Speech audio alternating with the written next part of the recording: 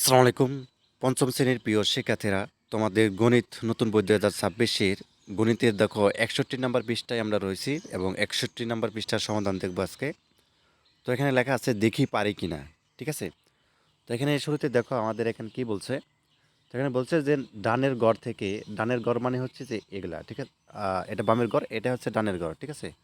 তো ডানের ঘর থেকে আমাদেরকে বলছে কোনগুলো হচ্ছে প্রকৃত ভগ্নাংশ এবং কোনগুলো হচ্ছে ভগ্নাংশগুলোর মান ১ এর সমান তা খুঁজে বের করি। ঠিক আছে? তো প্রকৃত ভগ্নাংশ এখানে কিন্তু হর এবং হচ্ছে লব দেখেই বোঝা যাচ্ছে আসলে কোনগুলো হচ্ছে প্রকৃত ভগ্নাংশ। এবং একের সাথে আরেকটা বিষয় বলছে যে কোন ভগ্নাংশগুলোর মান ১ এর সমান তা খুঁজে বের করি। ঠিক আছে? তারপর হচ্ছে খালি করে এখানে লিখে দিই। তো চলো অ্যান্সারটা তোমাদেরকে দেখাই কি লাগবা। আচ্ছা, তাহলে খেয়াল করো, আমরা দেখো এখান থেকে আমাদের এটা হচ্ছে প্রকৃত ভগ্নাংশ। ঠিক আছে? কিভাবে বুঝলাম? দেখো হর কিন্তু এখানে বড় রয়েছে, হর রয়েছে আমাদের ৩ এবং লব কিন্তু আমাদের ছোট ২ রয়েছে। তার মানে এটা আমাদের প্রকৃত ভগ্নাংশ। তো এখানে হচ্ছে আমরা এটা লিখলাম। তারপর হচ্ছে এটা দেখো আমাদের এখানে হর আছে ৮ এবং লব হচ্ছে আমাদের ৫। তার মানে এটা হচ্ছে আমাদের প্রকৃত ভগ্নাংশ।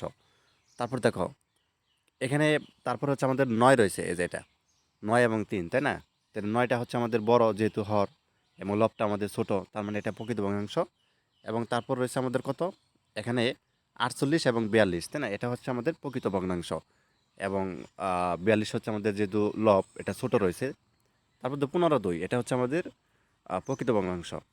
সবসময় মনে মনে রাখবা যে যদি নিচেরটা তো হর, এই যে হরগুলো রয়েছে এগুলো যদি বড় থাকে আর উপরে যে লব রয়েছে এগুলো যদি ছোট থাকে, তার মানে ওটা হচ্ছে কি প্রকৃত ভগ্নাংশ। ঠিক আছে? এইটুকু জাস্ট মনে রাখবা যে প্রকৃত ভগ্নাংশগুলোর হরগুলো হয় বড় আর লবগুলো হয় ছোট। ঠিক আছে? তো আমাদের এটা বসানো শেষ, এই ঘরটা কিন্তু আমাদের অঙ্ক শেষ। এরপর দেখো একের সমমান ভগ্নাংশগুলো হলো কোনগুলো? এই যে এটা দেখো, সমান মানে কি নিচেও হর, হরজা লবতাই, যেমন ৪ ঠিক আছে? এখানে ৪, উপরেও কি ৪, তার মানে কি সমান রয়েছে, তার মানে এটা কি একের সমমান ভগ্নাংশ। এখানে দেখো ১ রয়েছে, তার মানে এটাও কি সমমান ভগ্নাংশ। তারপর রয়েছে ৭৬, এটাও সমমান ভগ্নাংশ। তারপরে ৩ রয়েছে, এই যে এখানে ৩ রয়েছে, তার মানে এটাও কি সমমান ভগ্নাংশ। মানে হর এবং লব যদি একই হয় তাহলে এগুলো হচ্ছে কি একের সমান ভগ্নাংশ। আচ্ছা, তাহলে তো আমরা বুঝতে পারলাম। তো এরপর দেখো আমাদের এখানের একটা অঙ্ক রয়েছে, সেটা হচ্ছে আমাদেরকে এখানে যেটি বলছে, খুব ভালো করে দেখো যে শ্রেণীকক্ষের মোট শিক্ষার্থীর তুলনায় ছাত্র ও ছাত্রীদের সংখ্যাকে ভগ্নাংশে প্রকাশ করি এবং প্রাপ্ত ভগ্নাংশ দুইটি লঘিষ্ঠ আকারে প্রকাশ করি। তো এখানে দেখো আমাদের যে অঙ্কটা দেওয়া আছে এখানে, এটা আমরা একটু দেখি। এখানে বলছে যে শ্রেণীকক্ষে মোট শিক্ষার্থী হচ্ছে ৬০ জন। কতজন? মোট হচ্ছে ৬০ জন।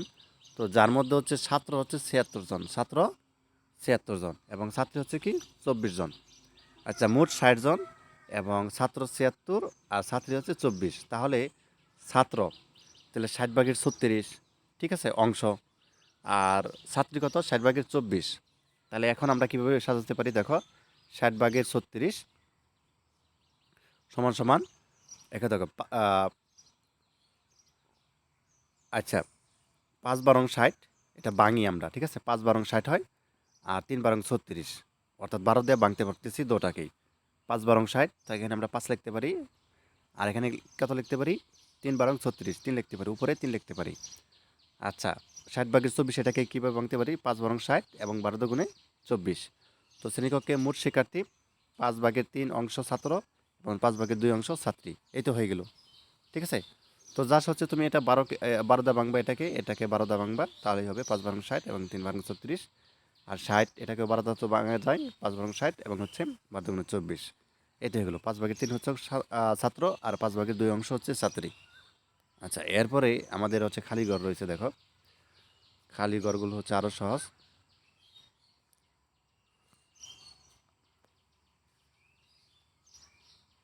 আচ্ছা, এখানে ৪টে অঙ্ক রয়েছে খালি ঘরে। দেখো ১ নাম্বারটা, এখানে কত দেওয়া আছে দেখো, ৭ হচ্ছে তোমাদের এখানে রয়েছে ৩ সমান সমান নিচে ২৮ দেওয়া আছে, উপরে কী হবে দেখো,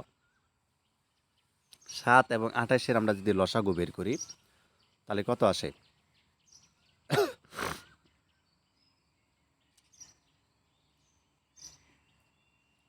আচ্ছা, এটা আমরা এভাবে করতে পারি দেখো। 7/3 সমান, সমান এটা আমরা ৩ দিয়ে ৪ দিয়ে গুণ দিতে পারি।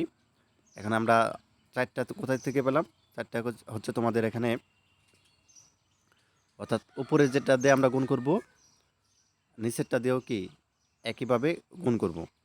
তাহলে ৩ ৪ ১২, এখানে হচ্ছে আমরা ১২ দিতে পারি। আর ৪ ৭ ২৮, এখানে হচ্ছে ২৮ দিতে পারি। তো এখন দেখো, এখানে আমাদের নিচে হচ্ছে ২৮, উপরে কত আমাদের? ১২। তার মানে তুমি খালি ঘরে এখানে ১২ বসাবা। ঠিক আছে? খালি ঘরে এখানে ১২ বসাবা।